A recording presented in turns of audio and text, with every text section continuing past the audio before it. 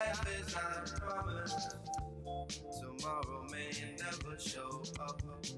For you and me, this life is not promised. I ain't no perfect. Yeah, this song is it's right on the money. It's right on the money. This is it right here. Yes, it is. It's right on the money. That's it right there. Shoot. Yeah. What's going on, everybody? Facebook, YouTube, what's happening? This is the Lavish Biker Podcast. Today, listen, check this out. The live stream, sending the link out of the studio, that wasn't good enough for these guys. These guys, I said we can podcast. We'll send you a link. We can do it virtual. They said we don't want to do it virtual. We want to come in. We want to sit in front of the cameras. We don't want to do that virtual stuff. We don't have a problem coming to you. And they didn't come from the other side of town. They didn't come from the next city over. They came from the next state over. These guys came all the way from Chicago, Illinois to come to Detroit to podcast with Lavish on the Biker Podcast. Listen up, man. I want to give a shout out to these guys. Chosen Breed out of Chicago. I got them in here. I got them in here right now. Podcasting live. Yes, sir. In Detroit, man. Let's make some noise. Give a shout out to these guys, man. Yeah. Chosen Breed. I'm glad to have you here, man. Glad to have you here. Motor City, baby. Yes, man. Y'all here in the town. The D, man. Listen, real quick, man. Let me hear y'all say something real quick, man. I gotta make y'all official. I gotta bring y'all into the Detroit loop, man. Can I get y'all to say what up, though? What's up to Detroit? No. What up, though? What up, though? What up, though? What up, though? That's it right there, baby. Yeah, that's that Detroit thing. So when we go out, when they what's up, they either gonna say what's up or what up, though. What up, though? Not what's up, though. Not what's up, though. It's what up, though. What up, though? Yeah, so I gotta put that out there, man, so y'all know, man. Go ahead and introduce yourself, starting with you, and let everybody know out here in media land who you guys are. Easy E. Easy Earl. Public Relations Officer for Chosen Breed. And thank you for having me. I appreciate you, bro. Man, no problem. Man, I'm Buddha Dog, co-founder of Chosen Breed. And I'm Tommy Guns, co-founder of Chosen Breed. Man, that's what's up, man. Out of Chicago. Chosen Breed. Listen, let me ask you this question, man. How long has Chosen Breed been around for the individuals that's out there listening that never heard of Chosen Breed? Detroit. If you haven't heard of Chosen Breed, they're out of Chicago. I want to let them do a lot of the talking as far as their club, but this is a club that y'all got to pay attention to. Chosen Breed was established in 2008, to be exact. September 5th, 2008, Chosen Breed was established. So that means we are embarking on 15 years in the game. 15 years in the game. That's good. Still standing strong, still a family, still a brotherhood. Ain't nobody been able to wipe this innocent face off the MC culture. No, that's cool. Listen, y'all started on September 5th. That's when y'all was founded. Here's something about September that I got to say. September 6th, a star was born. A legend. A celebrity. Lavish T. Williams. That's his birth date, his earth date, September 6th. And I was here to help him celebrate. Yo, you was here? Yeah, you came Yes, for I did. last year birthday party down at the car wash, Lavish Bike Night. And yearly I do something, my show I put on that same Labor Day weekend, man, and y'all were down here to partake. Earl, you was down there to partake in that, and that was cool, man. I appreciate that, man. But let's talk about Chosen Breed, man. What is the club based upon, man? What is Chosen Breed about? Chosen Breed is we're a family, we're a brotherhood. We believe in community service. We don't believe in wearing the city on our back unless we doing something for it. We are 100% riding club. 100. We like to ride our bikes. We like fellowshipping. We like meeting new people, and enjoying the lifestyle of the MC culture. So Chosen Breed is that club you want to be around because we come with good spirit. No, that's a good thing. The spirit should always be good, man. Definitely that, man. So being in the club before joining the club or a club, what made y'all take to motorcycles? Well, for me, my uncle was one of the original Dirty Dozens, man. His name was Daddy Rich. And growing up, man, all of the Dozens would be at his house. And so growing up, man, he would put us on the bike and ride us around the corner. And man, my love for motorcycles began then, man. I used to love the sound. I used to love, man, the smell of motorcycles, man. And so he was also a mechanic. And so at any given time, man, you will see 10 to 15 bikes at his house. And man, I used to, man, as a kid, just jump from bike to bike to bike to bike. And so, man, I'm 49 years old, man. I've been riding now. Well, I'll be 49 this year. But man, I've been riding for 29 years, man. And that's how my love started. Okay. All right. Okay. Buddha, what's up with you? Man, listen, man, me and my brother, man, we was thick as thieves, man. Summertime, we hang out with each other all the time. One day he say, take me to go pick up my bike. I'm like, bike? You ride bikes? We go to Harley. They pull out a new Harley. He gone all summer. I'm like, hold on, time out, man. Teach me how to ride this thing. So, man, it took me every bit of 5 minutes, man. I was gone for an hour and a half, man. And I went and I got me a bike, man. And look, the rest is history, man. I can't live my life without a bike. And how long you been riding? Since 05. 05. Okay. Yeah. Okay. All right. Easy. What about you, man? Man, on the streets of Philadelphia, that's where it began. A couple of guys in the neighborhood, they had these little things called mini bikes. They were real small, and they used to ride up and down the driveway and all that stuff. So that's where my love for motorcycles first began. But not until I became an adult. Kid graduated college, all that good stuff. I bought a bike, and my first bike was a Harley. And never wanted to be a part of a club, man. Never just didn't want to be a part of a club, didn't want to ride long distance and all that good stuff. And I seen Chosen Breed on social media doing what they do best, and that's community service. And I said, you know something? That's something I would definitely like to be a part of. Brothers making a difference and having an impact on a large scale, not just going over to the church and pitching off a angel tree and these types of things, and then just becoming ingrained in the culture of Chosen Breed. Started riding long distance, and man, I love it. I love being a part of this club, and I love being on that road. No, man, that's cool, man. Now, I want y'all to share, because y'all talk about long distance. Y'all talk about that y'all are a riding club and all of that stuff, man. Can y'all remember y'all first trip that you took? At least 200 plus miles. And what was that like?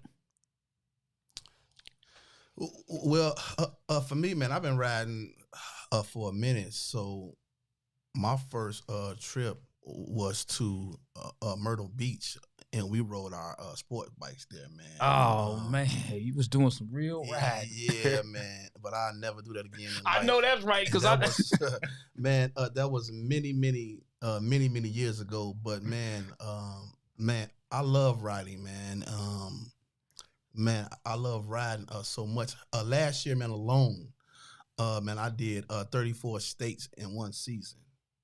And so, man, when I get out on that bike, man, I love riding, bro. No doubt, man. What about you, Buddha?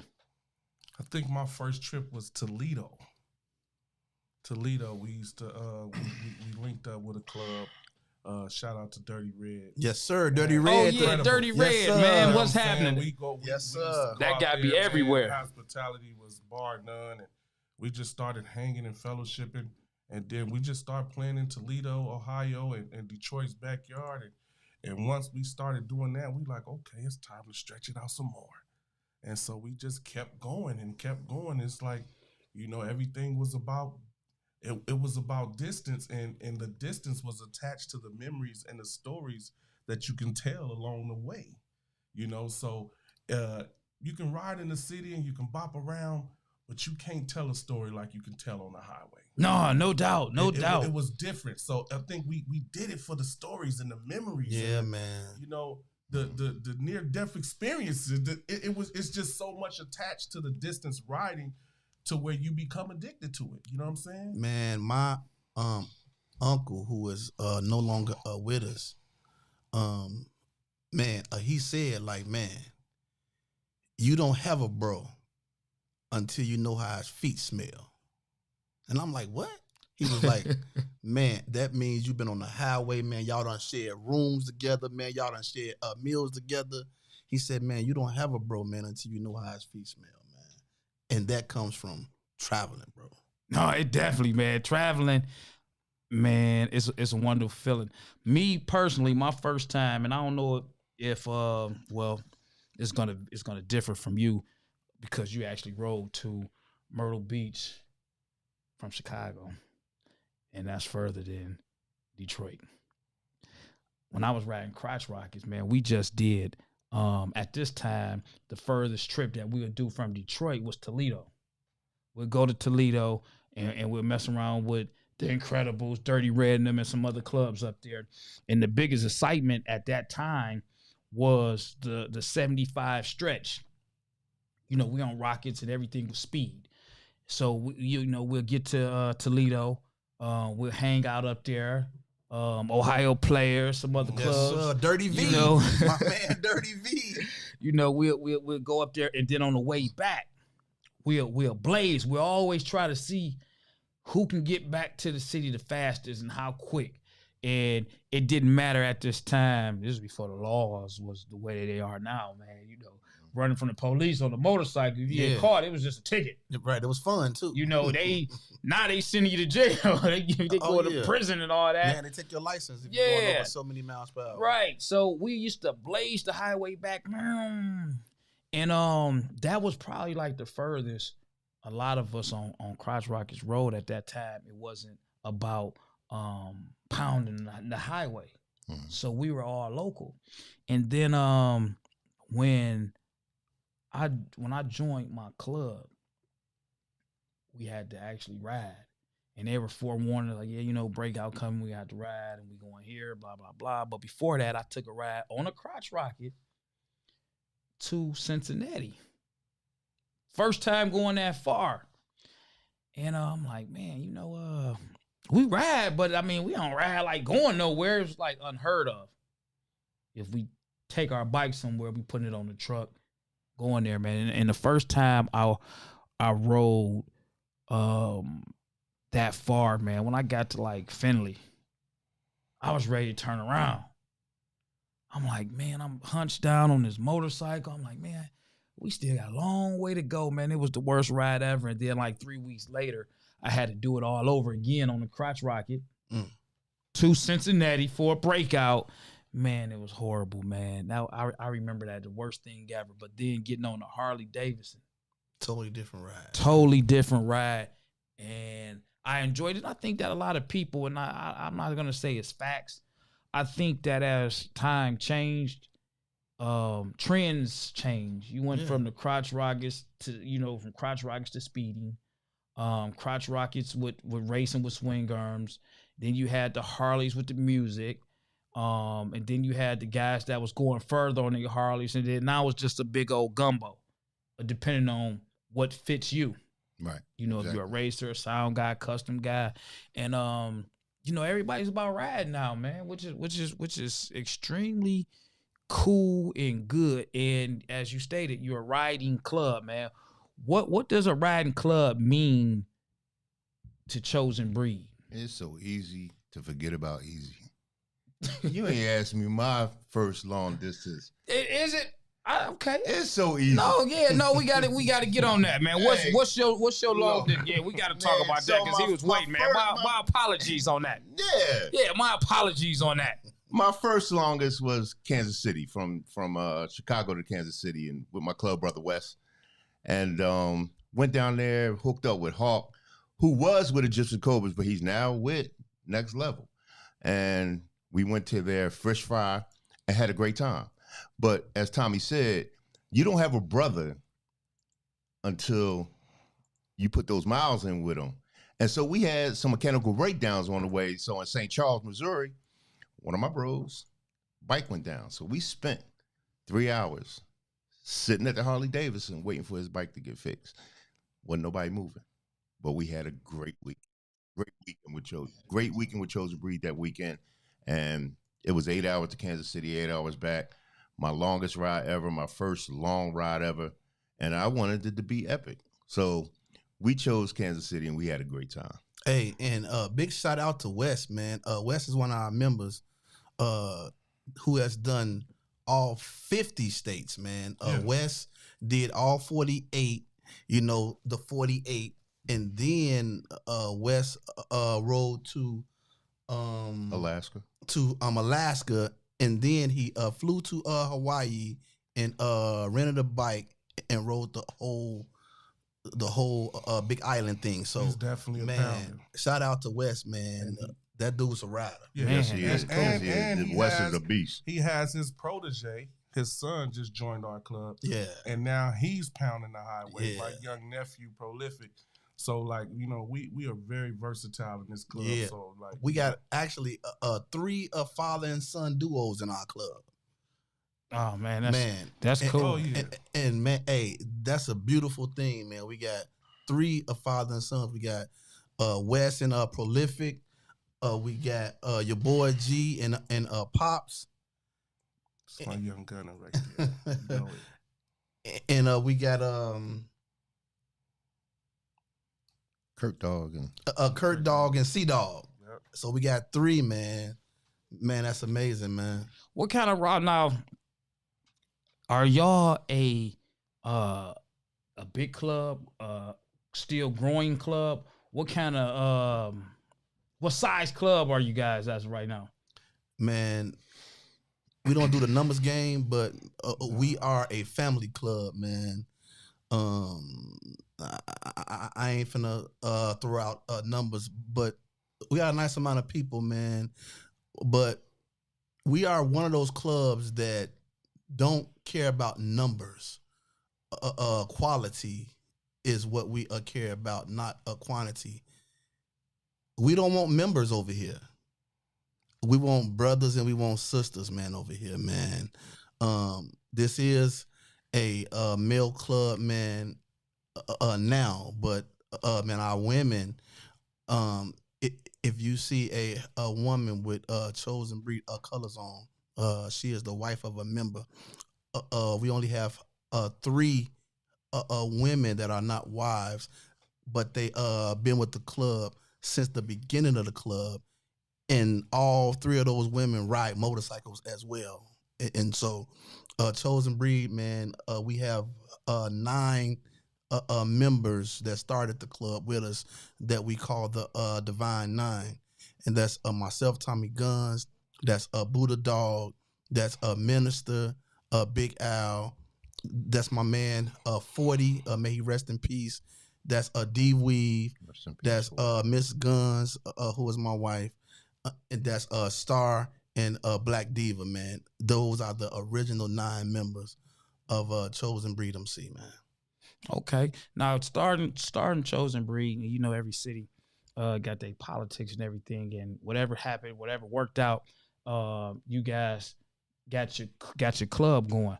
What is the bike set like in Chicago, in the Chicago area? Do y'all have a big is it a big biker community there, or is it kind of like scattered throughout the state? How would you describe that? Oh man, we have a big biker community, man, in Chicago, And in Chicago, hey man, believe it or not, I don't care what you hear out there, man. Clubs got love for clubs, man. It's all what you make it as a individual, but also as a club at large, man. And so with a Chosen Breed, man, we got love and respect for every club in Chicago, man. Man, some of my homies are in some of these clubs, and we travel together, man. I've traveled down the highway with Juice and Next Level Boys, man. Some of my good friends is in that club. Wild Child, man, them my homies. Nephew, my boy Tim Dog at Soul Assassins. Like, Yeah. Hey man, we got love for all the clubs in Chicago, man. One thing about Chosen Breed, and this is what we say, man, we stay in our lane, man. We don't get into the politics of it like that, man. We just go out, we show love, we ride our bikes, repeat. That's what we do. We stay neutral. If you stay neutral, you'll never have to be a part of the politics. If you stay showing love to everybody on the set, like all the clubs that came before us, we make sure we walk in those clubhouses and we pay homage to the people that came before us. And the clubs that come after us, we support them as well. Like we never mind walking in any clubhouse, walking into any annual, because the way we learned, which we was fortunate, we came in and we learned the right way when we had to knock down doors without colors, you know? Yes, sir. And we had to still prove our worth when we got our colors. Yes, sir. So we earned ours. When we came in learning the true MC culture, and that's what we appreciate about the game so much. Like, a lot of people don't know about Chosen Breed, but it's not easy sustaining 15 years. That's not easy in the MC culture, especially the myths you hear about Chicago. Like, man, we got clubs that want to hang with us, but they say, I can't come to Chicago, right? You know, hey, man, I can't come there. But what you don't know is Chicago clubs got a lot of love. You know what I'm saying? Like, that's what Next Level did. They made sure that they brought the clubs to the city. That's what Chosen Breed does. We bring clubs to the city, Soul Assassins. And, you know, now the older clubs or the younger clubs has really figured out the formula. Like, we got to hold it down together. And now the culture in the city is really trying to stand strong on that. You know what I'm saying? So it's working. So what kind of club are we?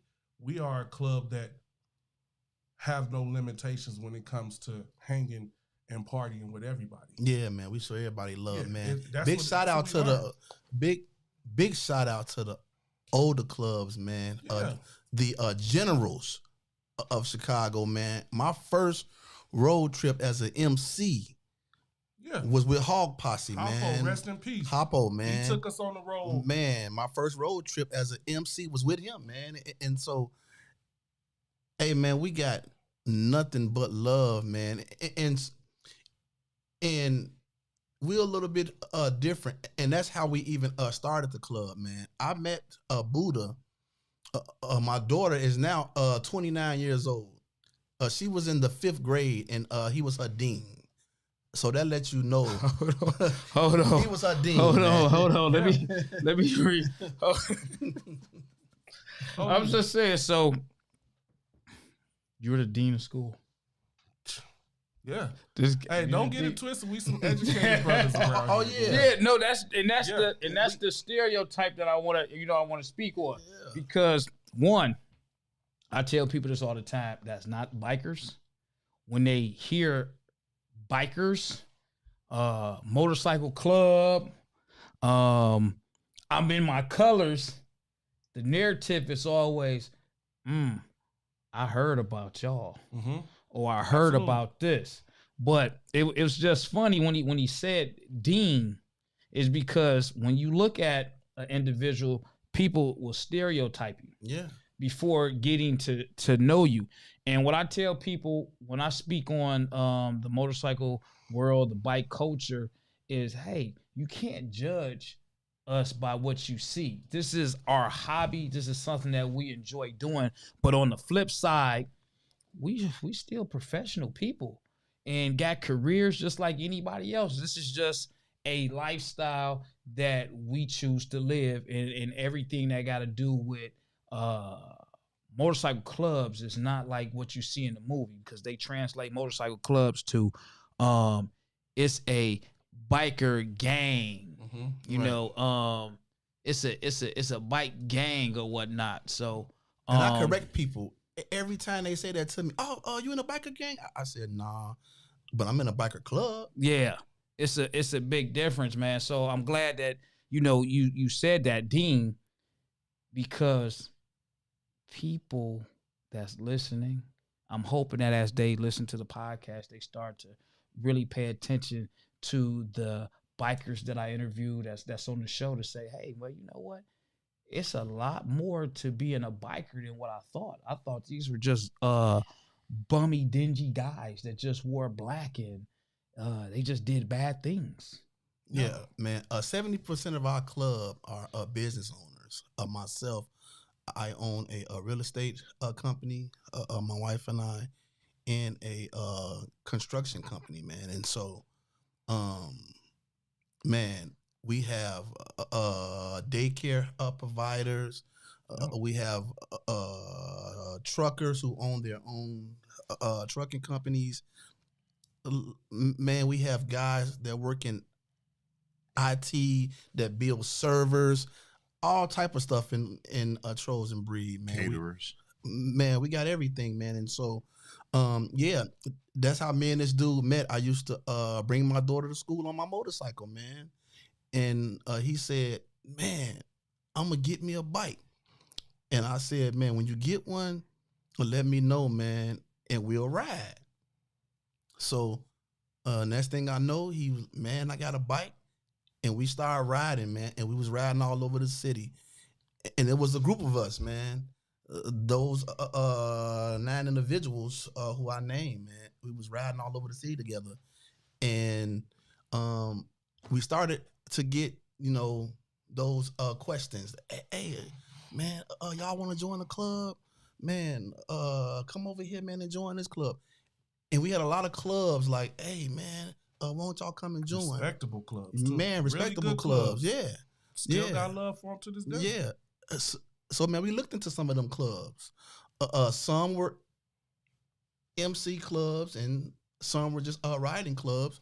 But, man, we looked into them clubs and we was like, man, you want to join this club? You want to join that?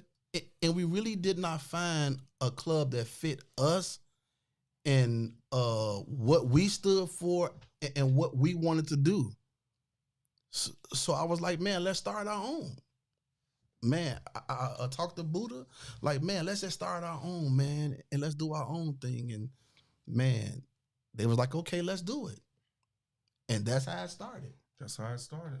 Man, that's dope, man.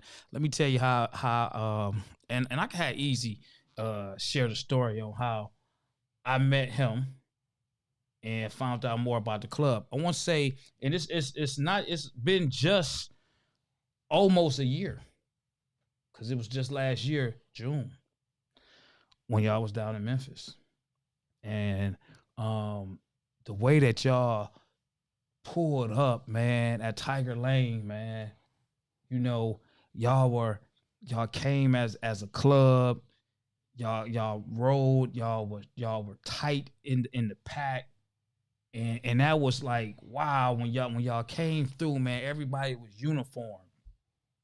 White t-shirts on, man, with your logos on there. Yeah. And I'm sitting there with the camera, and it was just like a swarm. And I'm like, man, who is these guys? I got the name wrong though, when I was later on the computer, and Easy reached out to me. But while I was there, I was like, man, they came through real deep, man. I'm not gonna say that y'all were the deepest. It was 55 of us. 55? All on iron, going down the highway to pound for pound. It was 55 of us. Involved. No trailers, no nothing. Everybody rode. It was 55 of us going down the highway. Man, that was dope, man.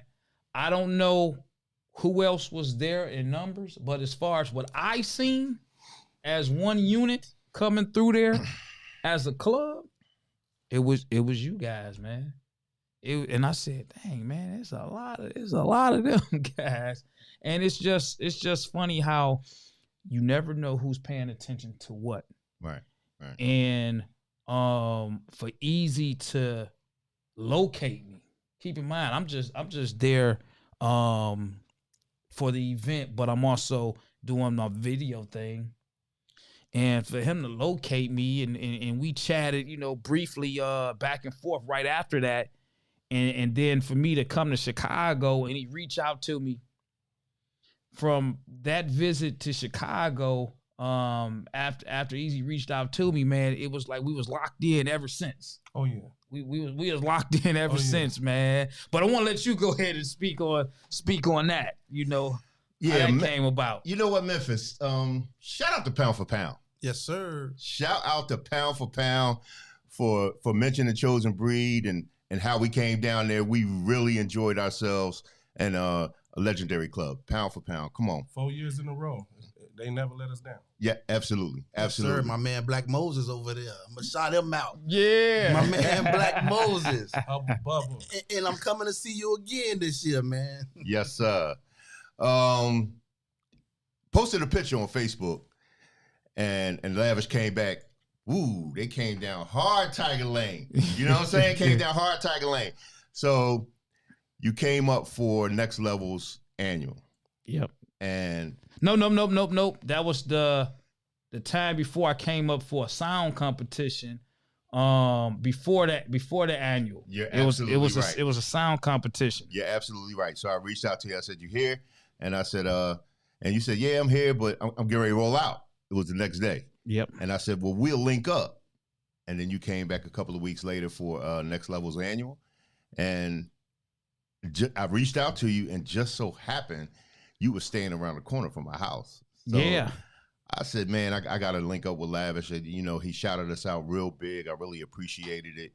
And I just wanted to show you some love for coming to Chicago and reaching out. And came around to the whole. Actually, you came to my house. Right. You came to my house. And then I rode back to Michigan City with you. Yeah. And that's how our relationship started in terms. And then I started watching, between that time, I was watching your podcast. And all the stuff that you was putting out on social media. And I was like, oh, this dude is dope. Putting out the content, just the professional way that you did things. I really appreciated it. And then shortly after that, you came up to our bike night. To our bike night. Yeah. And put a lot of stuff on air. So I just appreciate everything that you have done in terms of showing us some love. And I had to come back and do the same thing, and the club definitely endorses that. So that's definitely how we met, man. I'm looking forward to a long relationship, long future with Lavish and Boogie Down. No, man, thanks, man. I appreciate that, man. And the thing about it is, I'm talking about, I'm in Chicago. This guy Easy, he don't know nothing about me. He don't know if I'm a killer, an outlaw. He don't know none of that stuff. He just know that he seen me. And he invited me to his house. I'm in his home, man, and we went from there to Pete's. That's where the grocery store was at. Pete's, yeah. In the Pete's. parking lot. He introduced me to some other guys that was there, man. And like he said, man, we got on the highway, man. He rolled me down through Michigan to Michigan City, man. And this is like the first face-to-face interaction that we had, man. And it's so funny, man, because this bike world, man, this culture, it brings so many different people together, man. Yes, and the networking and Yes, the sir. resources, the camaraderie, man, it's up there. It's amazing. up there, man. It's absolutely amazing. It is. So I definitely had to mention that. Do you know that, it's so crazy how Boogie Down and Chosen Breed is so intertwined. Because Kane did the same thing for me when I came to Detroit. And we just got through connecting with Kane. Shout out to Kane Boogie. Now, he did the same thing for me and my bro. He didn't know us from a can of paint. I just said, I'm in town. I'm going to come hang out at your club. He said, when you get here, I got you. Man, shout out to my man Puck. Damn. So man. I forgot to call Puck. He might. You'll see. You're going to see him tonight. Cool. It's a serious thing, man. And hey, man, That's what I teach the guys, Buddha and I, man. Hey, listen, man, if you go somewhere and you leave without a number, man, you ain't did no MCing, man. You ain't connected with nobody. That's somebody. Man, Meet somebody. Man, you can go to a function, 5 or 6 of y'all, and you can go to somebody's annual dance, and you can stand there the whole night. Might as well stay home. You might as well stay home because you ain't networked the crowd. You ain't met nobody. You ain't got no number, man.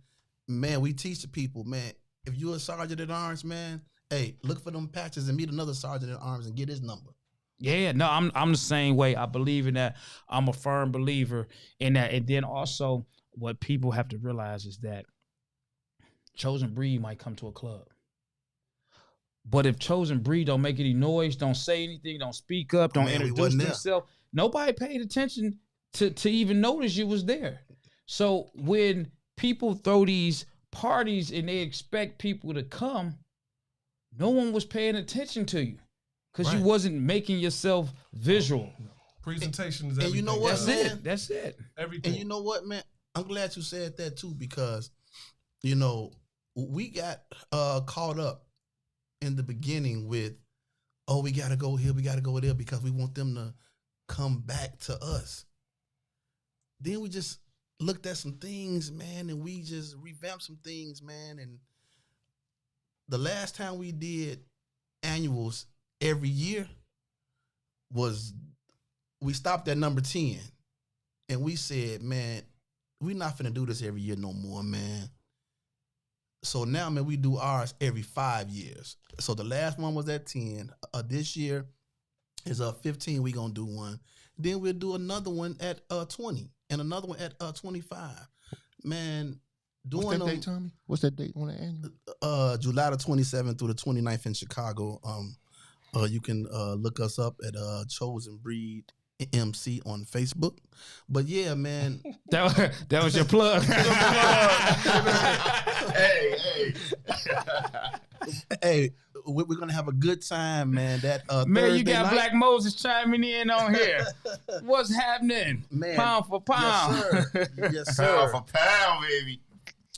That Thursday night will be the Chicagoland bike night, man. We do a bike night for the whole Chicagoland suburbs, Northwest Indiana, man. Get there early. It's an amazing bike night, man. You came to it last year, man. You can tell them all about it.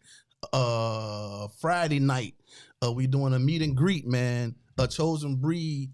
Now, for the first time, we in 15 years, we have an official clubhouse that will be having the meet and greet at the Dog Pound. That's what it's called, the Dog Pound. Huh? We're going to be at the Dog Pound July 28th, and then July the 29th is the grand finale, man. Man, that's cool, man. You put it out there. People, they are listening. They are paying attention, man.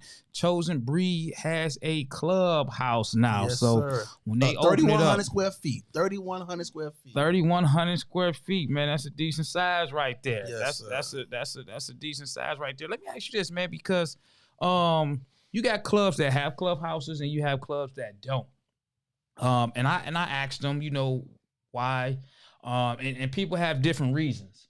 And I'm learning as you go into the motorcycle club, everything that I might see fit for a MC club or for bikers is not always the way that they see it. I'm an outside guy. And I could look and say, man, how they have a motorcycle club and they ain't even got no clubhouse. But then on the flip side, you got clubs that they don't have a clubhouse because it's not in their finances. And when people, you know, speak and think about things, they don't really use logic. Anybody can get a clubhouse just to say they got it. But on the flip side, it comes with bills. It comes with a rent or lease if you don't own the building. Some people might not feel it's necessary. And then as you grow within your club, you say, well, now it's time.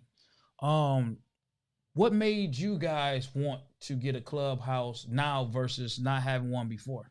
Oh wow. I would say I was always, me personally, I was always against the clubhouse. Okay. In the beginning, I'm honest. As a founder, I can be honest. But because I was always big on the structure of the club, and when we kept, Tommy and I kept beating our brains trying to recreate the formula, because we wanted this to be your last stop. You get what I'm saying? So when you joined Chosen Breed, we wanted to be your last stop. May not be perfect. So when we started revamping the club and we knew we had the formula to keep the brotherhood intact, and we started growing without, we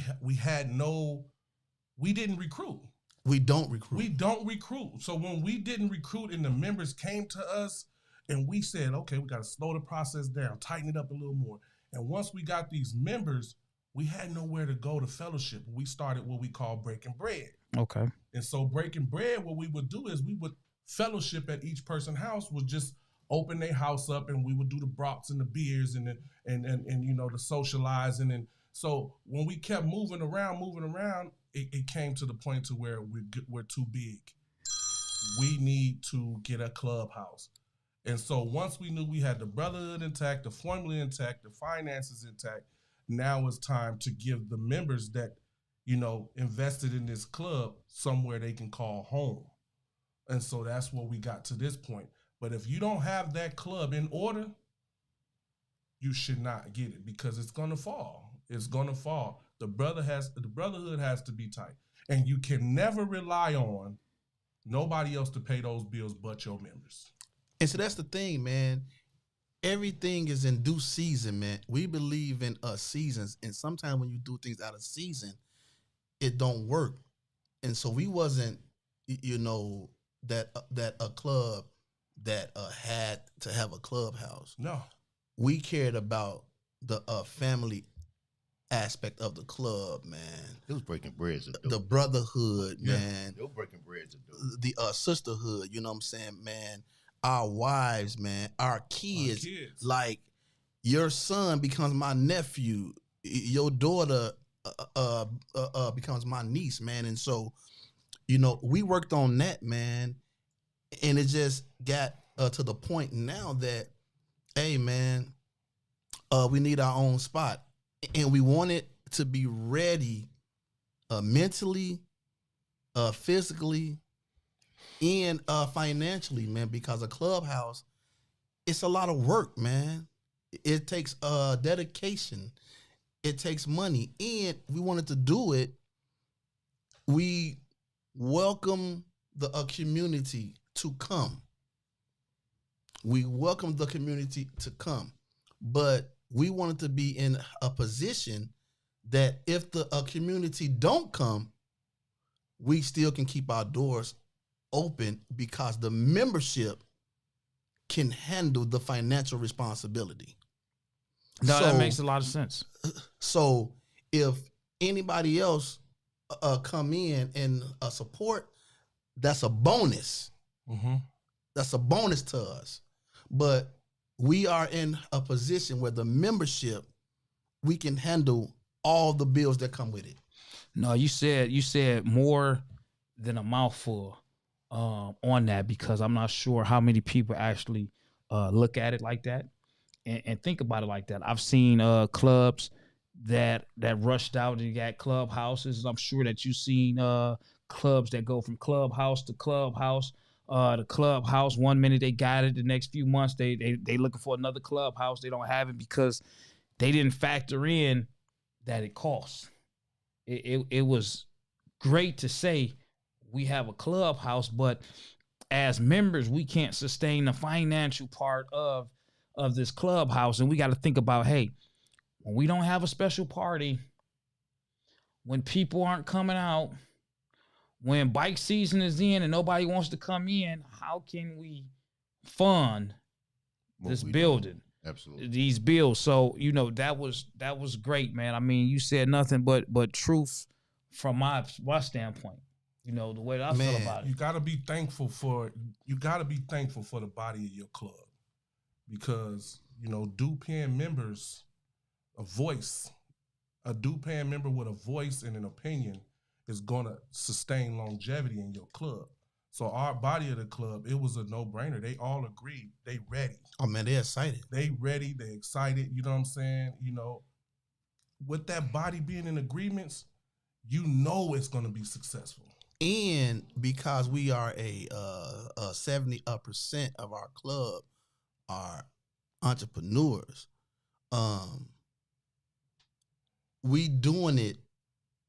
I don't want to say it's a right or a wrong way, but Chosen Breed will have all of the licensing and insurance and all that stuff that we are supposed to have to run this spot. You know what I'm saying? And so we doing it on a whole nother level where everything that we do up in there would be legitimate.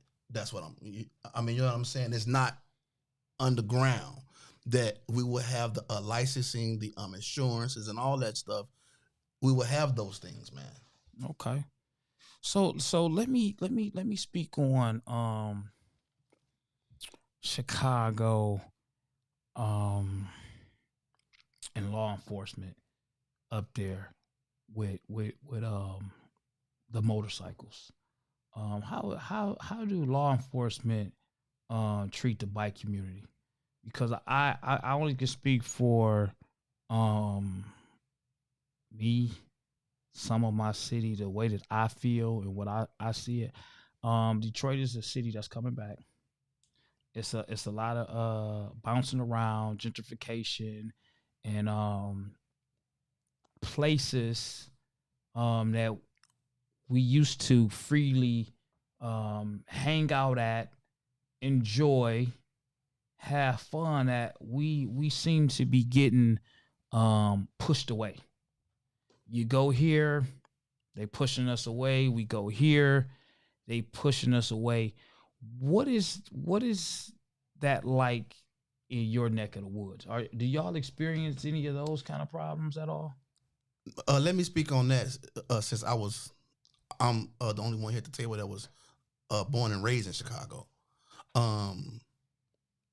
In Chicago, it's two different situations for bikers.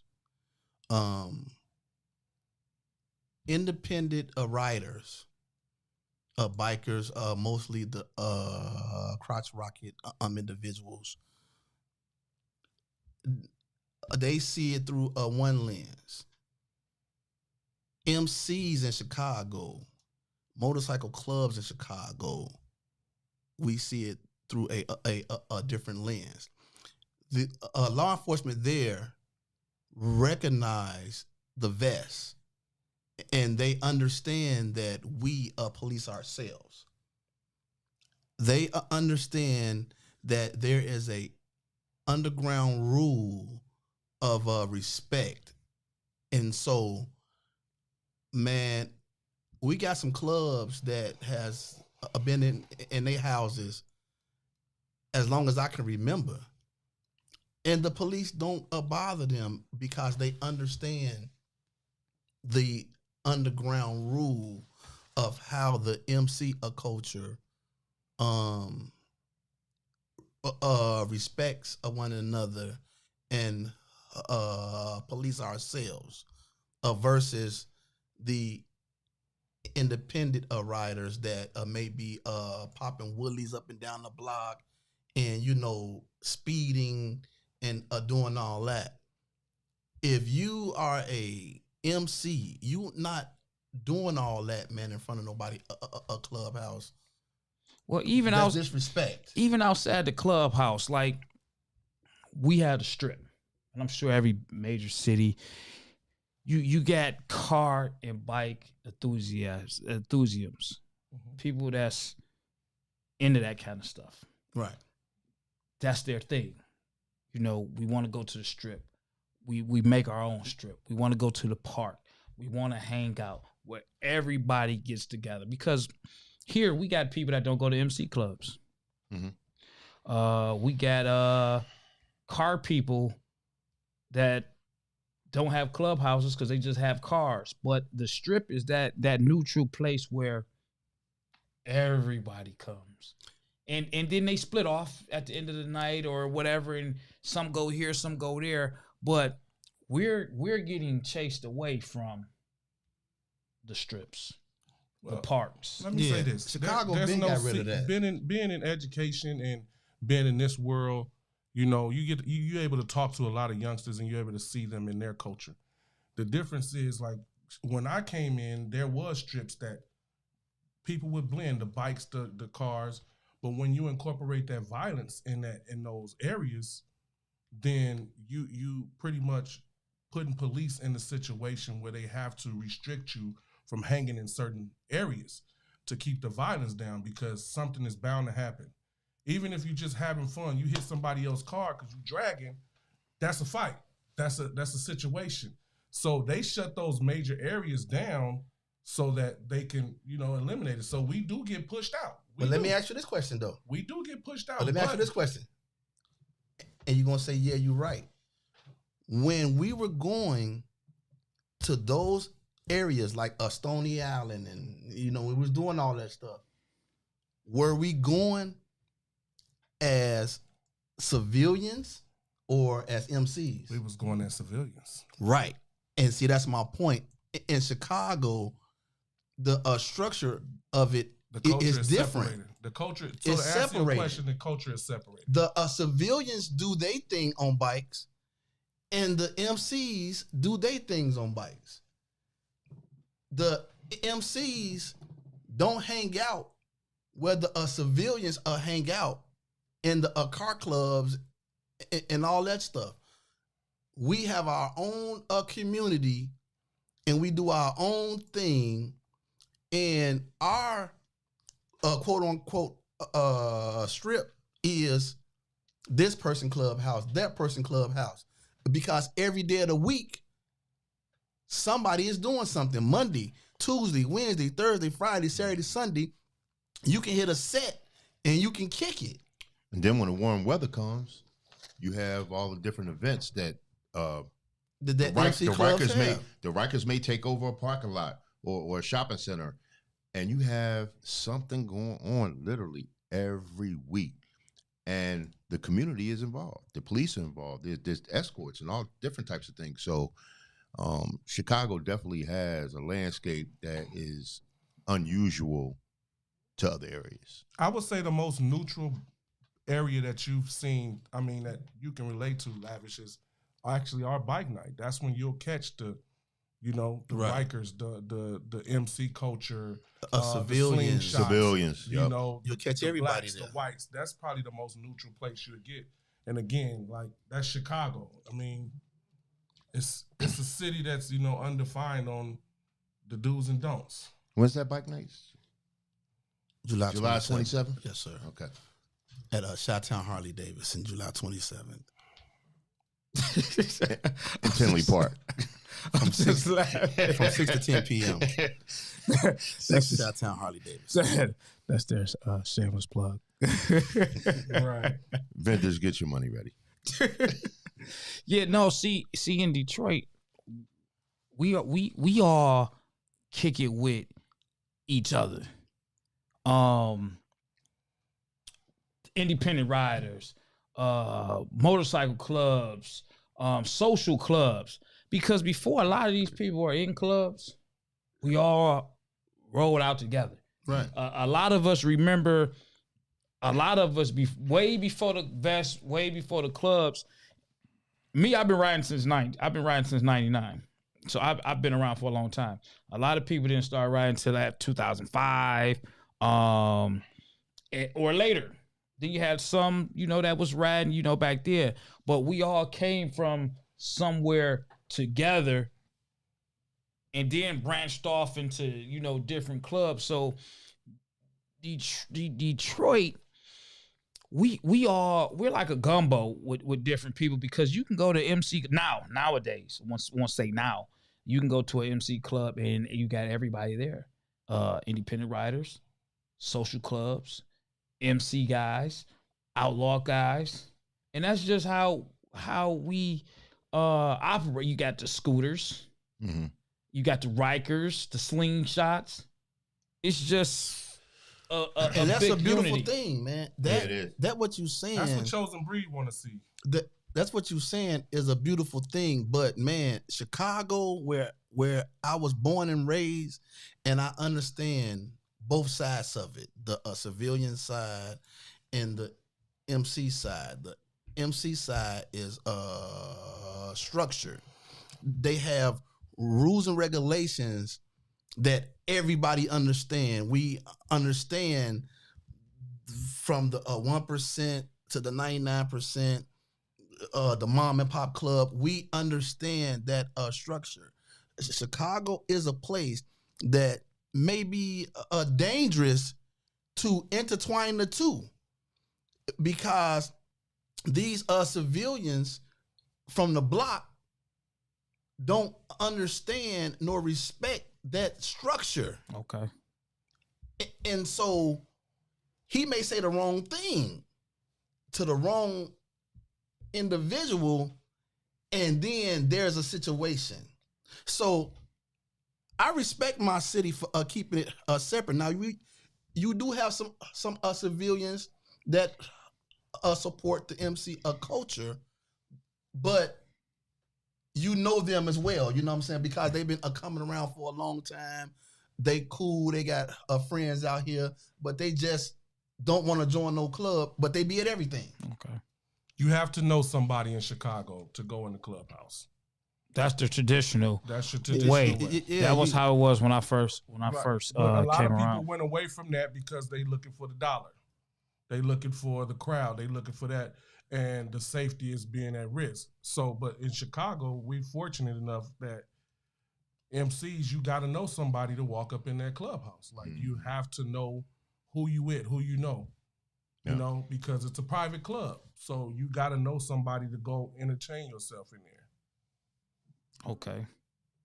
No, that's the traditional way, and you're right. It did become about money. Right. You know, when you used to come into a motorcycle club. Well, I'm not even gonna say when you used to come into a motorcycle club. I'm gonna say it was a time where if you wasn't in a motorcycle club, you really just didn't have no reason to come to a motorcycle club. And even before I joined a motorcycle club, the first club I used to hang out at was the Outcast. And I never just walked into the Outcast. I went to the Outcast, and one of the Outcast guys came to the door and brung me in. That was 98, maybe 99. And that was the first motorcycle club that I was hanging at before I knew about all these other motorcycle clubs. But it was somebody that brung me in the door. Face. Yeah. He's no longer with us, but Face was the blood brother of one of my friends at the time. And he's like, hey man, we gotta go down here to we gotta go down here to the motorcycle club. I gotta holler at my brother.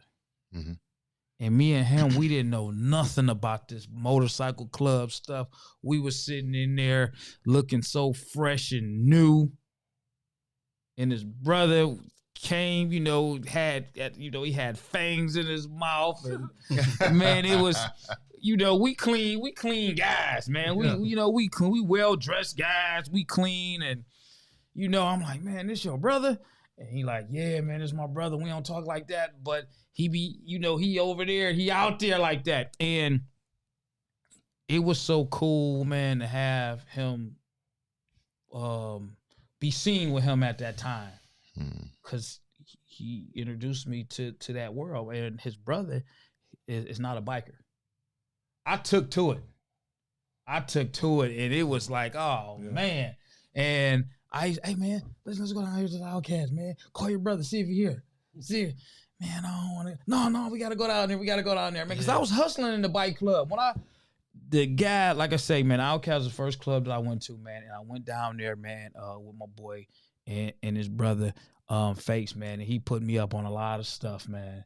And when I did get my bike, I came around that whole MC world, man, because it was a lot of stuff that I was taught and I seen it just being a secret society. I said, I ain't gotta go nowhere. Everybody I need is all right here. Yes, sir. That's Right the part here. you love the most. That's what right Absolutely. here. That's I the don't part have you to. love the I don't most. have to talk to no outsiders. No. Everything is here, and now I'm building a relationship. Now I walk in there. I don't need him.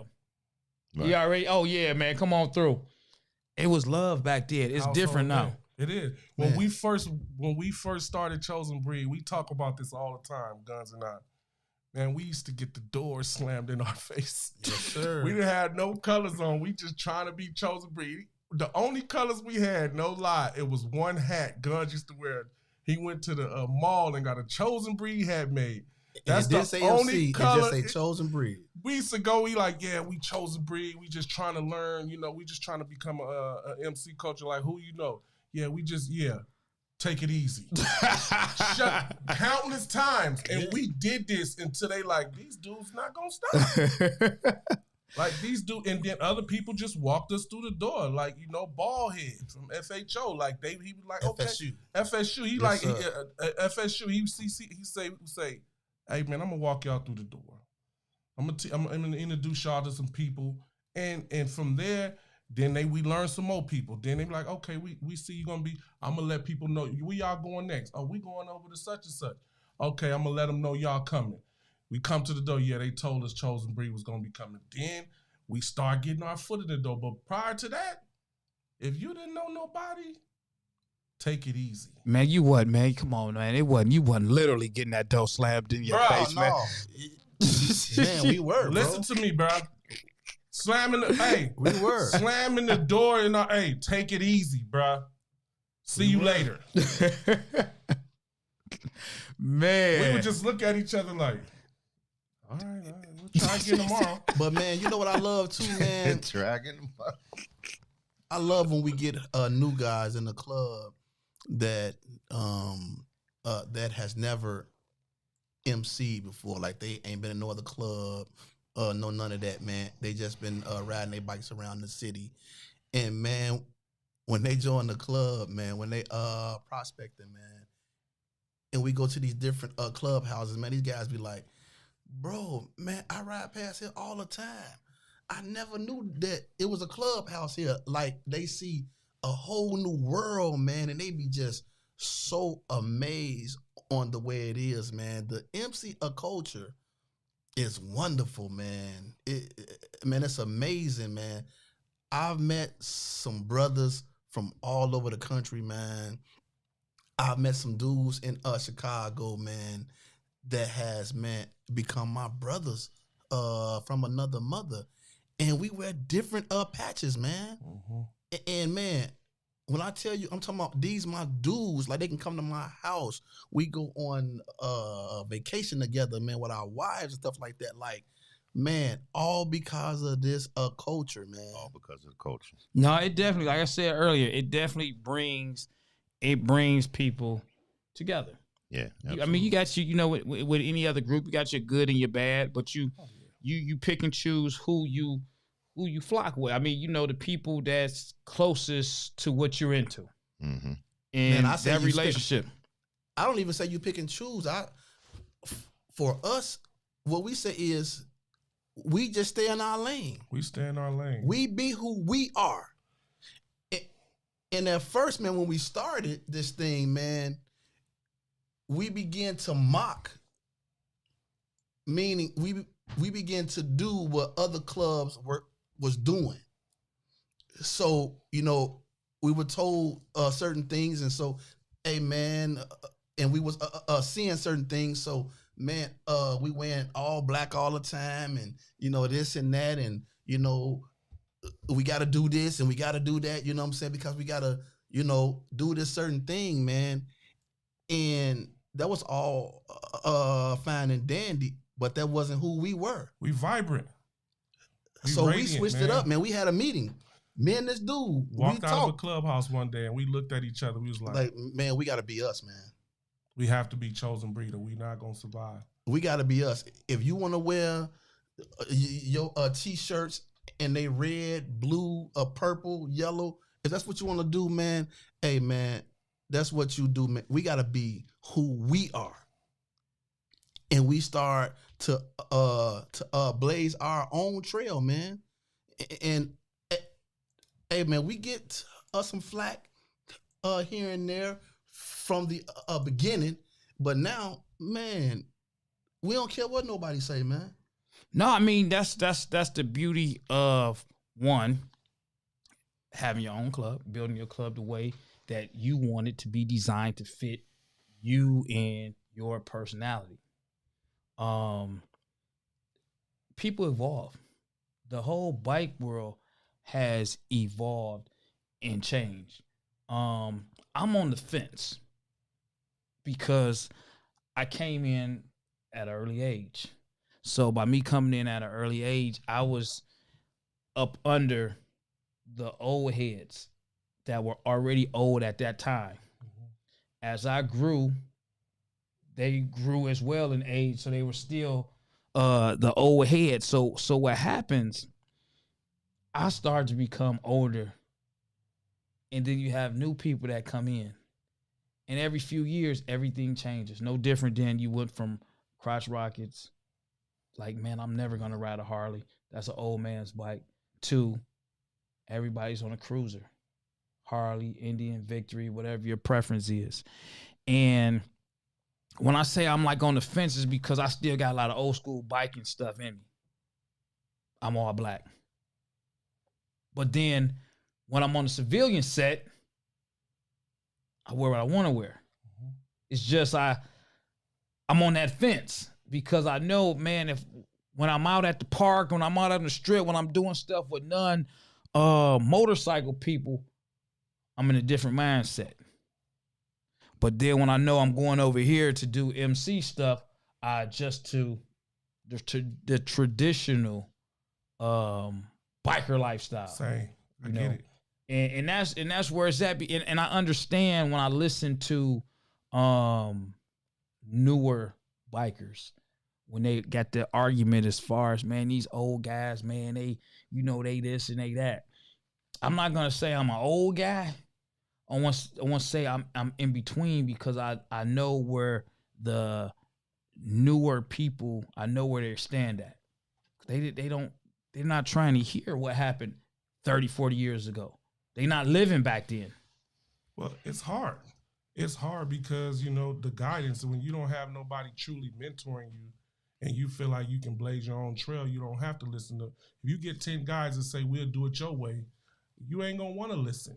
But you get what I'm saying? But if you respect the culture, you can adapt to the culture. So like for us, we may wear what we want, when we on our bikes, but when we get on the highway, we wear boots. We wear helmets. You know what I'm saying? We dress a certain way on the highway. You get what I'm saying? So we adjust to the culture. When we go to certain clubhouses, we wear certain things. Just like you said, you adjust to the culture. The thing is with the younger bikers, they don't want to adjust to the culture, but they want to be a part of the culture. Okay, I can see so that's the big difference. But as long as you respect the culture and listen, instead of brushing the old heads off, because they, if it wasn't for them, man, we stand on their shoulders, man. There wouldn't be no MC culture if it wasn't. We for stand the on their heads. shoulders, man. So you gotta respect it. But like I was telling one of my friends, and if he listening, he know exactly who he is, man. We was talking about a tradition, and I was telling him that yes, we do wear boots when we're riding motorcycles. When we go out of town, when we do road trips, it's mandatory. But for us, if you're riding around the city, it's not. If you want to wear your Jordans, your Air Force Ones, whatever you want to wear on your feet, we don't monitor that. We don't police that. But like I was trying to tell him, traditions, are you saying that it's never made to be changed? you know, we had got into this real deep conversation about tradition. And like tradition, what we doing right now on this podcast on Facebook, tradition say that we ain't supposed to be doing this. But it's a new way of doing things now. You know what I'm saying? Because at one point in time, and I agree with you, at one point in time, you never knew what was going on in the bike world. It's the dark world. I mean, you don't know. It was no cameras, no camera phones. If you seen pictures that were on the wall, they were pictures of other members in the club or bike outings. For me to be a biker and you not to be a biker in a club, you just didn't know unless I told you. Mm-hmm. It was like the unknown until you get in there, and then when you see what you see, nobody else can imagine that. But as you say, times change. Where now we live in a day and age where people record everything that's in a bike club. It's like, and I try not to be the old guy because I understand the old guy, but I also understand the new guy. You got the old guy completely private. We don't do that stuff. Keep the cameras off, blah, blah, blah. No cell phone. The picture. Correct. But then you got the new guy that's like, we generate more people to the club. More people are learning about us. We using social media as a stepping stone and a tool. Mm-hmm. So it's that balance, between new and old. And you got some old guys that just would never see it that way. They don't want to hear what the younger guys got to say because it's like, well, to them, well, we've been doing this 30, 40 years before y'all came. It's been working completely fine, and it will continue to work, fine. But then you got newer guys that see it different. But reality is the newer guys are running the culture. And that's it. The newer guys are buying the Harleys. The newer guys is the ones with the music, the ones with the paint, the ones with the fast motors, the racing. I want to look good on my bike while I'm riding it. That's the newer wave of this. But I want to be a part of the culture. So it's really, if, like I said, if you respect the older guys, man, you but gotta just blaze respect your own trail, you'll be okay. But don't disrespect the history of MCing. Just don't do it. Hey, man, regardless of how much you feel like in the culture, man, or who raised you in the culture. Just because you know a few people that's willing to follow you, don't get in this game thinking that you can run the game. That's not how it go. And you gotta respect everybody. Man, I got so much respect for the old heads, man, especially when it comes to traveling, man. Cause hey, right now we can put our phone on the mount, type in that address, and our GPS gonna get us right there. Man, these guys used to travel from coast to coast with a map. No cell phones, no nothing, man. And they did some real highway traveling with none of that, bro. Like, you gotta respect guys who did that, bro. No doubt, you do. With a rolled up blanket. Man. Ready to scooter bomb it out, man. Man. Shoot, ready to scooter bomb it out. Will sleep on side of the road. And yeah, you got guys nowadays that's like, man, I'm not doing that. Yeah, you got to get me to the DoubleTree. Man. Right. Right. But it's nothing wrong with that. No. Nothing at all. It's just a different era. Yeah. It's a different era. It's finding that balance, man, that works, because the old head did plant it. So we definitely got to take heave and learn from the old heads, the foundation. Right. The foundation. Honor that and don't never disrespect that. I'm going to stand on that. You can do some new things. Yeah. You know what I'm saying? You can implement some new things in some new ways that fit you and your group. You know what I'm saying? You got some clubs out here that, man, All they ride is Harleys in their club. That's all they want. That's their club. All they wear is black, and all they wear is boots, and that's what they do. But then you got some other clubs that may have a little bit more freedom on your clothing and your boots and all that stuff, and that's fine, man. You find what fits you, but always honor what came before you, man. Always understand that you doing this because somebody else did this. That's right. That's right. Somebody else did it before you. Let me tell you this. You have never seen an all Harley club have an annual or a get-together turn a club around because they wasn't all Harleys. Nah, you can't hang with us unless you got all Harleys. It's a social environment. Somebody texted me like 2 weeks ago and said, at the end of the day, it's about riding and enjoying your bike. That's what it's about. That's what the culture has come to. Back then, they was riding Harleys and bobbers and put together bikes. They wasn't focused on just a Harley. They was focused on just getting up the highway. Man, back then, truth be told, the Harleys wasn't even that popular. Man, that's what I'm gonna say. Back then, they rode through Kawasaki's and them Suzukis and Yamaha. And them Hondas. Man, you know what I'm saying? That's what they was riding back then, bro. They didn't have a whole lot of Harleys back then. It wasn't like a whole that. bunch of black people No, not like Harleys. Not like it is now. No. Yeah. We wasn't even supposed to be on them. Yeah. It was about them Hondas and, we wasn't and supposed to them be Cows and them Zoops and stuff like that. Yeah, absolutely. That's how it was, man. Let me see. Okay. We still got some time because I got Chosen Breed.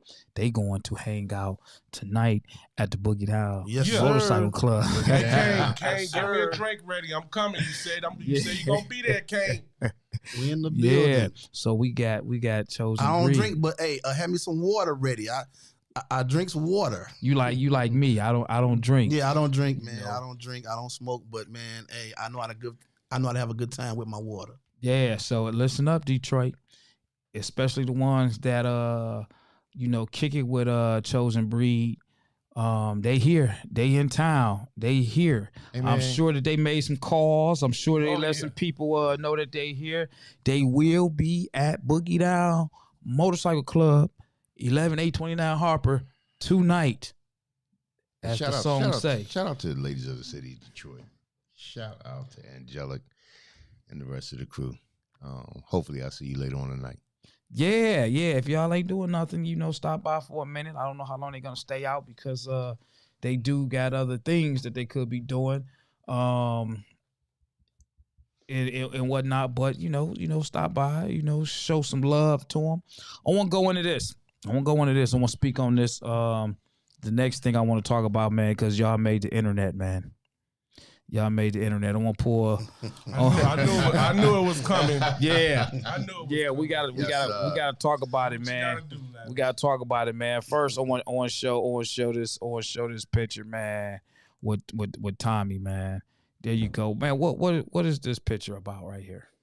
3 years ago, they were doing this challenge. It was called Stand on Your Bike Challenge. Okay.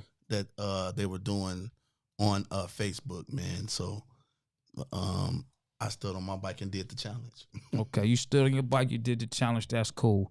Yeah. Now I'm gonna move along right here. Let me go to it. Right here. This is like I'm gonna say this is almost like a small controversial type of picture. I don't know the meaning behind it. To me, it's just a picture of a guy on his Can-Am Spider. Is that a Spider? Yes. Okay. A Can-Am touring Spider. Yeah. He's on his Spider. What's the story behind this picture? That's not just a guy. That's our brother that we love dearly. That's J-Rod. Okay. Love the club with all his heart. He's a good brother on that Can-Am right now. Yeah, man. That's one of my bros, man. I've been knowing J-Rod for a very, very long time. His wife and I, she's like like one of my best friends. But we grew up together. Man, I've been knowing her for 35 years. We went to high school together. Man, we hung out together every single day. And man, that's my bro, man. And number one, I just want to say that I thank God for my bro still being here, man. Bro, love the club, and not to get too deep into his personal life and situations, but bro has some health challenges, and so we did not want to disconnect him with the club, and so we said, "Hey man, whatever you can ride, bro. You do it, and we got your back, bro." And so, he is the only guy in our club that rides a bike of that nature. But man, that's our bro, and he gonna be our bro to the end. He is a chosen breed to the bone. Yes, he is. And you know, anytime he gets out and ride, it's a blessing. And so he is a walking miracle. I will say that. He wouldn't mind me saying that, because he is a believer, and he know that God has blessed him, so he can he can ride whatever you want to ride with Chosen Breed, man. That's our bro, and we thank God that that man is still here to do anything with Chosen Breed. Man, he's proud of that Can-Am. We have our own inside jokes about the Can-Am, and he stand 10 toes down on it. He loves it because he's able to ride and enjoy himself and be brotherly. You know, Okay. You don't get too many people that be like, well, I'm gonna go ahead and just walk away, man, because I can't ride what y'all ride. A lot of people, get pushed away for that. For him, he's become stronger just because he's able to do it. He's become stronger because he feels like, I'm that one special guy that still can do what I do and not feel different than the rest of the club. So this man worked in the field. Yeah, he's great. He worked in the field of work for 20 years, man. And this is a strong dude. He couldn't work in that field no more, man. And the man had to change everything that he do, man. Okay. His whole career because of his health. Okay. And the reason, and if you're just tuning in and you're wondering why we are talking about their club member, this picture, it was posted within the last week. It was posted on social media. People commented on there, making jokes, laughing about it. And I'm glad that I got these guys here to podcast with me. But then also, I wanted to say two things about the picture. One, because, us as bikers, we do got our jokes and we laugh, Harley guys versus, anybody else that rides, whatever type of bikes. And the social media, it's open and free to do whatever you want to do. Whatever you choose to do. It's open to do that. But then, it's like those unofficial written boundaries. And I only say that because when you post pictures like this, this guy is holding up his colors. And now you take it from just a picture to a club type of thing. It's a direct insult. Because it could be a random picture and the whole world might not even never know who this guy is. But they know who Chosen Breed is. And sometimes people are not mindful that even though you might find it funny, others might see it as a direct insult to my club. I don't find it funny because you're putting my club member in his rags, which is our rags, out there to make a mockery out of it. And that's really kind of what it's about. So not to dig deep into it, the point and purpose of even bringing this picture up was, one, not like they owed anybody an excuse, explanation, or anything like that, but it's just sometimes when we look at pictures and we laugh at them, we might not really know the story behind the picture. Some people might say, well, why is he on this and not this? You don't know. This guy might not be able to ride that. Right. You don't know about this guy's health. As you say, you know different things. We don't know about this guy's finances because I'm sure somebody out there that's probably, well, if he got a 3-wheel, why didn't he get a trike? Why didn't he get a Harley trike? Because that ain't what he wanted. And he got what he wanted. And that was the next thing. You know, people, they tend to buy what they like. Well, here's the thing about the picture. Okay. There were comments made, but none of those questions were even asked before the comments were made. So the comments came out of, lack of a better term, ignorance. And so when comments are made out of ignorance, you're going to have someone like myself defend my brother and defend my city.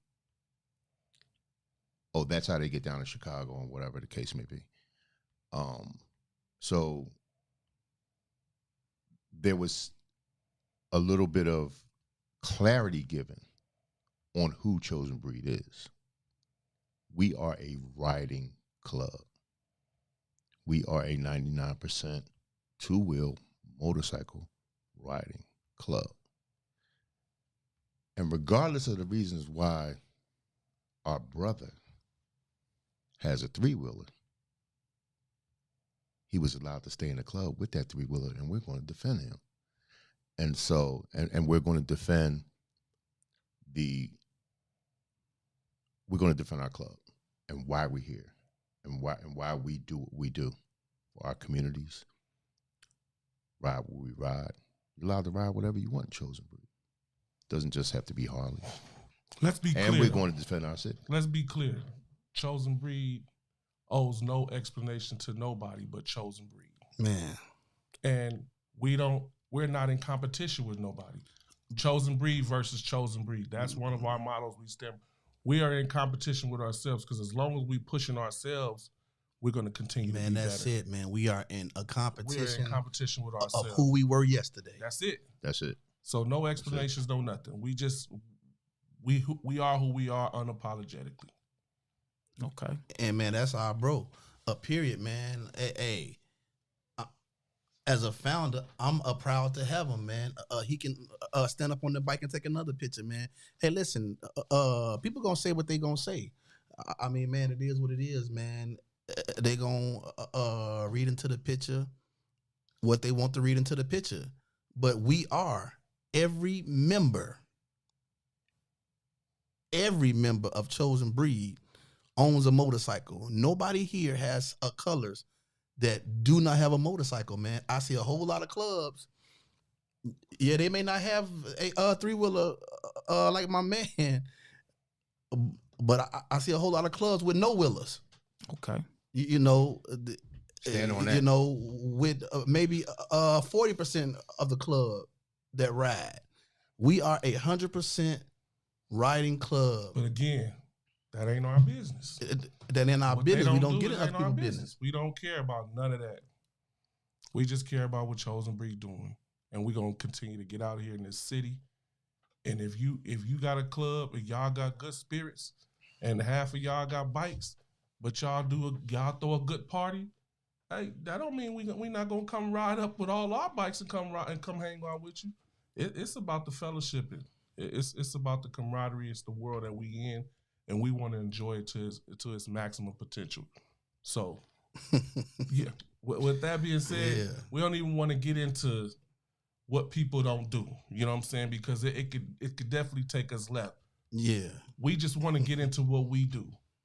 And what we do is we show love in any state we invited to, in any state we want to come visit. We gonna fly these colors and we gonna come ride. And guess what? Like you said, Lavish, if you ain't being seen, they ain't gonna notice you. They ain't gonna notice you, man. Hey, listen, I pride myself as a founder to make sure our presentation is together. Yes, sir. I make sure our presentation is together. We are bar none, making sure that we are being seen. The brand master. The brand is everything. The brand master. Okay, well that's cool. We spoke on that, man, and that was good, man. I like that, man. I actually like everything that you guys have said and spoke on within the discussion that we done had. I got a question up here. I'm not sure where he's from. I'm not sure if he's just tuning in on YouTube because he's tuning in on my channel, but I'm glad that he's watching. World of Soul. Terry that's Hardy. yeah. That's my man. Terry. That's your guy. Terry. Okay.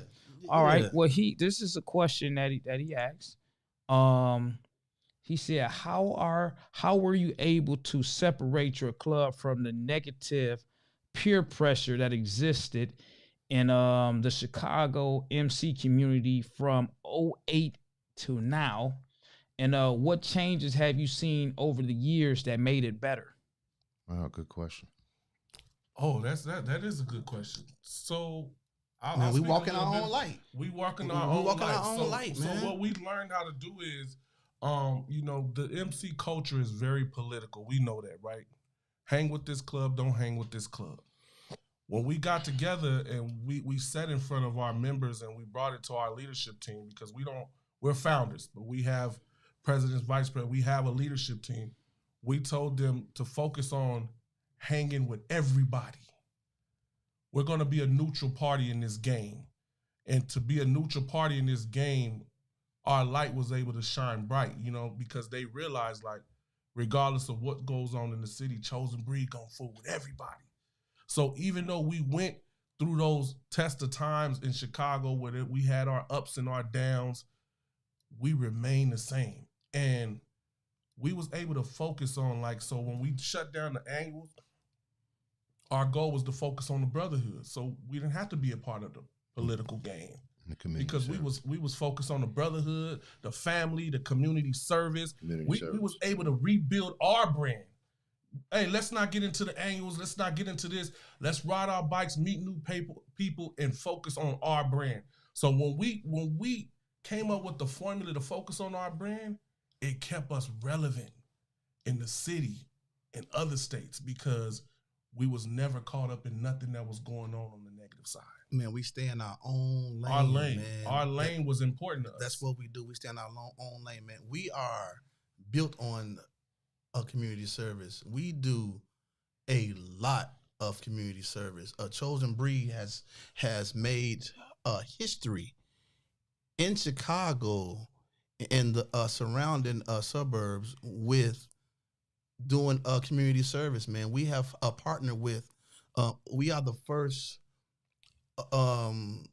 MC a club in Chicago that has a partner with a community hospital, where the community hospital puts our name on their advertisement.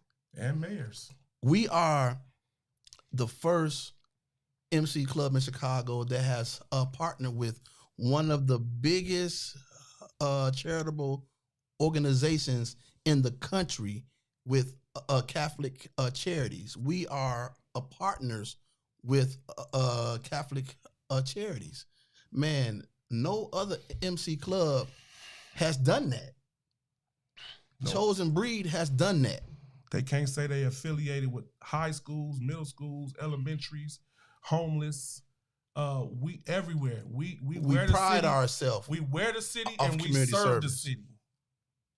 And when we meet new clubs, we like, hey, listen, don't just invite us to your annual. Y'all got some community service. Y'all got something in y'all area y'all want to build on. Call us so we can help push your movement.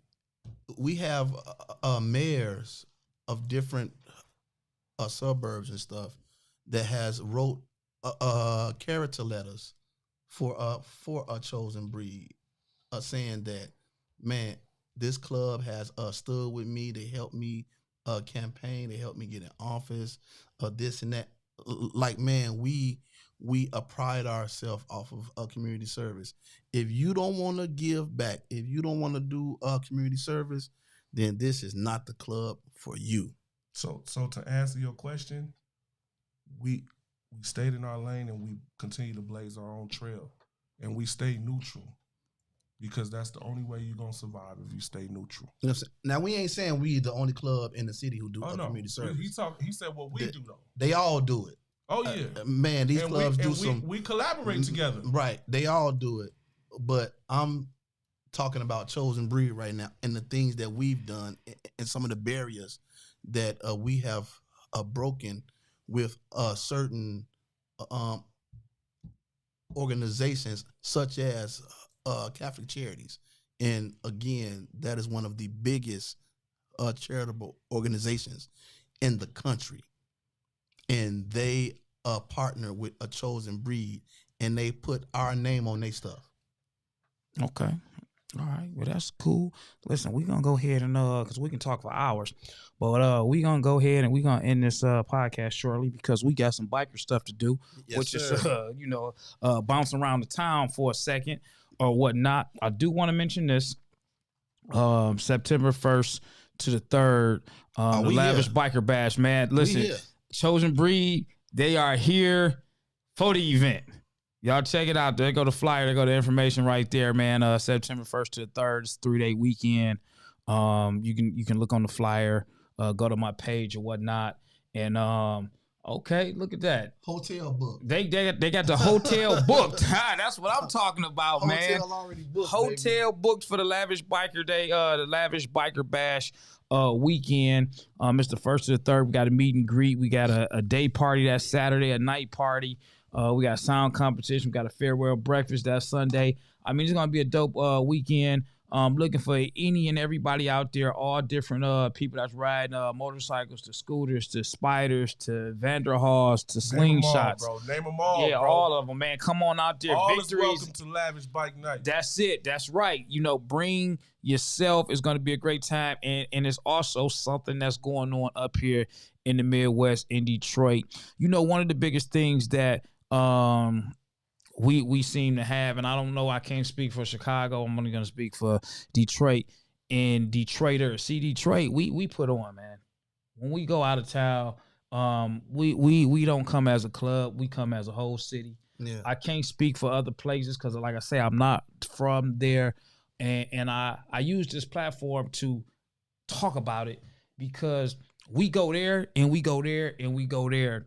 And it's so hard to get them to come here. It is. And that's something that, with this platform, I get to speak out at it and bring more attention to it, because it's like, hey, man, look, we enjoy going. We don't have a problem coming. And every year the numbers, it gets bigger, because every year you get new bikers. Mm-hmm. So the guy that got a new bike that know Tommy is going here, so that's one extra guy. Mm-hmm. And then if he's bringing some guys, all of those numbers from different people add up, man. And we go out of town, and Detroit, man, we make ourselves known when we come to a city. Yep. And we trying to get them same people in various different areas and cities to come to Detroit. Now, I decided, not as a club, but as Lavish, I'm going to do this 3-day weekend, and I'm going to pull it off, and I'm inviting everybody. I know I can't get the whole country to come, because that's just not realistic. But for people that need and want to have a place to go, to come within the bike community, to socialize, fellowship, and have fun, Detroit is the place to be that Labor Day weekend. Mm-hmm. You got Monday, it's a holiday, so if you don't have anything to do, you close. If you 3, 4, 5 hours away, you might want to stay till Sunday evening and still make it home and have Monday to yourself. But I'm giving you something to do in Detroit, And we looking forward to getting some people, man, to come to Detroit. We got something going on in our city, and we opening up our doors, and we just trying to get some people to come to Detroit, man, visit our city, fellowship with us, party with us like we do when we go to other cities, man. Well, now, Lavish, listen to this, man. That certainly is. Listen to this, Lavish. Chosen Breed, we gonna be here, right? We coming. And I have agreed with everything you have said thus far throughout this entire podcast up until now. Is one thing that I'm not sure about, but you can approve it to me. On July the 27th through the 29th, you said that when Detroit come out, it ain't just this club or that club. You said that Detroit come out as a whole. Amen. So I ain't never seen that You ain't never at seen a Chosen Breed party. So I'm just saying that July the 27th through the 29th, you can prove me wrong, especially on the 29th. You can prove me wrong on that day and let me see what you saying about how Detroit travels, bro. So I mean, you know, I'm just saying, I want to take this, you know, I'm just asking because I don't know, you know, I don't know what you mean when you say that, but is that like, are you calling me out? I'm just saying, is that a call out? But pretty much. In a brotherly way. Pretty much. But In a brotherly way. What's going to happen is, and what's been happening is that we in Chicago have been putting your stuff on various social media platforms. Oh, shoot. Which you touched on with Big Wood the last time. You know, the Chicago Black Motorcycle Set and Chi-Town Black Cardi Rides and all that different type of stuff. So your platform and everything that you have going on. Yeah. Labor Day, it's definitely being shown in the city of Chicago. Yes, sir. Yes, it's definitely being shown in the city of Chicago. So there's not too many people that don't know about it. Man, Okay. hey, my D-Town partners, man, they come to bike night and show out for me. 200, man, he always bring a flock of guys on bike Shout night. out to 200. That's my guy. You know what I'm saying? When Buddha, look, we got a few guys coming. Hey, I got two more. Before you know it, Detroit at our bike night during the week, 10 deep, like it's an annual. On a Thursday. But I be so busy, man. You know what I'm saying? You know that. Yeah, we never get to enjoy that. I ain't seen what Buddha seen, so I'm just saying. Man, look, July 27th to the 29th, you know what I'm saying? Show me. You know what I'm saying? Matter of fact, I'm not going to work that night. I'm going to enjoy the night because I want to see Detroit in the building. I want to shake everybody's hand that come from Detroit, July the 27th through the 29th, man. I want to see that, man. You want to see that? Okay. I want to see that. too. Man, see if you can get Angelo out too, man. You know, he always say, I don't like Chicago, but he stepped like a mug. Oh, yeah. He's hey, listen, man. Let me tell you, man. Him and his wife, man, they do their thing on that dance floor, man. Yes, sir. They do Yes, their sir. thing on that dance floor. Let us down because we ain't going to let him down. That's right. That's right. No, man, I appreciate all that Chicago love that I'm getting, man. I'm glad that y'all here to speak on that, man, because I've been telling people, I'm like, man, you know them Chicago guys, man, they feeling Lavish, man, and they talking about Lavish, man. Absolutely. And they trying to do things with Lavish, man, and they putting Lavish in that mix, and I appreciate that. I appreciate the fact that people they're seeing what I'm doing. And they're inviting me out, and they're promoting me in their city, you know, helping me get out there in other places outside of just Detroit, man. And together, man, it all plays a part and work together for everybody. Still some good brothers left in this world, man. You know. Hey, listen, I appreciate what you doing for the culture, bro, and I also, man, appreciate. And I watch the things you do in your personal life, man. The classes that you taking and other programs, and you in school for this. You got this award for that, bro. I'll be watching you, man. I be seeing what you be doing, man, bro. You know? That's good stuff, bro. Because you showing that balance, that a lot of us brothers need, man. I remember. some old heads are telling me like, hey, listen, young blood, man, don't do what I did. Tradition. They said, don't do what I did. Don't lose your family to this. I lost my wife to this, man. Man, I ain't got no relationship with my kids because of this, bro. Yeah. I had old heads to tell me that, like, bro, practice a balance, man. Do this biker stuff, but hey, man, spend time with your kids, man. Spend time with your wife, man. Do all that type of stuff too. Don't lose your family because I lost my wife to this, bro. I lost my children to this. Don't you be that way, man. No doubt, man, because it is a lot of old heads, man, and we learn from it, man, and it does happen. You know, before you know it, you don't even see it happening. It just, you know, you get so wrapped up and caught up into this bike stuff, man, and you know, I've seen it numerous of times, man, with various different people. So balance is key. Balance is definitely key. That's it. Easy. Did you have something that you was gonna say, or did you say it all? I said it all. Okay, cool, said man. it all. Thank you for having me. I appreciate no you, bro. problem, Thank you for man. having Chosen Breed. I appreciate that. So we're gonna go here. We're gonna end this podcast, man. Like I say, we're going down to the Boogie Down Motorcycle Club. I'm taking Chosen Breed down there, man. We're gonna hang out in the fellowship down there. Yeah, we're gonna pass some of these flies out. Kane done called me twice 27th. Already, man. Yeah, we on our way, Kane. He texting me too, man. We on our way right now. Man, let's get down to Boogie Down and go Boogie Down, man. Yeah, man. We're gonna be down there, man. So thanks for stopping by. Like I say, man, these guys, they didn't want a podcast over the internet. You know what? Real quick, I want to shout out my man King Derb. Oh yeah, that's the president, man. That's our longest running president of Chosen Breed, man. Shout out to King Derb, and thank you for really embracing me into this culture. Thank you for everything that you've done for me, King Derb.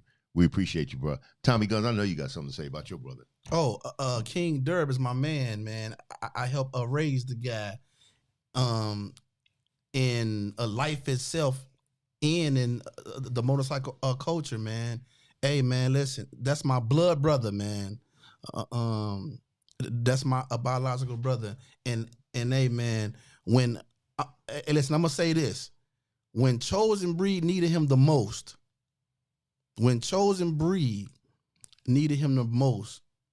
he came through. Yeah. And that meant the world to me, man. And my mom, man, may she rest in peace, man. Hey, listen, man. Because of this club, me and my brother's relationship just went to a whole nother level, man, because of a Chosen Breed, man. And so my mama, I know she is smiling down, man, because my brother joined the club in 2009. We started in 2008. He joined in 2009. He wasn't riding motorcycles. He didn't care nothing about a motorcycle. But I asked my brother to join a Chosen Breed. I said, man, I need you to get a motorcycle. And, man, I want you to join the club. And he went and asked my mama, should he do it? And my mama said, yeah. And, man, that for me is one of the best decisions, man, that my brother made, man. And, man, our relationship is just so amazing because of it. And he is now our longest running president of Chosen Breed. Shout out to King Derb, man. Also, shout out to the rest of the leadership of Chosen Breed and the body. They do some amazing things. The great leadership that we have at Chosen Breed, the great body that we have at Chosen Breed, and the prospects that we have going through the process at this point. God bless Rob. God bless little Rob for coming through a mishap this weekend. So I'm glad that he's okay. I'm glad that he's doing really well. Talked to him on the phone a little earlier today. Hope you're feeling brother. Keep that ointment on your face. And once again, man, the body of Chosen Breed is just so amazing. I really love this club. So I definitely don't want to take the last word, but. And listen, shout out to the ladies of Chosen Breed, man. Our wives, absolutely, man. Shout out to our wives for believing in the vision, man. Believing in chosen breed, trusting your husband with chosen breed. Shout out to the wives for seeing the vision, because I tell people in our club, I can only speak for our club. I tell them all the time, like, man, you can't be a good brother to the club if your wife don't like the club. Man, if your wife don't like the club, man, you can't be a good brother. So, man, we make sure that the women of the club is okay with the club, man, so that them brothers can move around freely and the wife is okay with it, man, because again, man, your family, it comes first. One of our mottos in Chosen Breed is we don't have to be first, second, or third in your life, but we can't be last, man. Put your family first, bro. Your family does not come before this club, man. Put your family first, your job, your bills, man, your God. Put your, whoever your God may be, you know what I'm saying? Put all that, man, before the club, man. We ain't got to be first, second, or third, but, man, we ain't gonna be last, man. I can't take care of a brother. I will help him out, but brother, I can't pay your mortgage and mine too. So, man, I need you to do what you got to do, bro. All right, cool, man. We're going to go ahead and we're going to end this, man. We're going to check y'all out over at the Boogie Down Motorcycle Club or whatnot, man. Again, like I say, thanks. I appreciate everybody for watching, tuning in. Make sure you follow, like, and subscribe. You can find me on all social media platforms at Lavish T Williams. Go ahead and hit that like, follow, and subscribe button. Lavish T Williams. Chosen Breed. Deuces.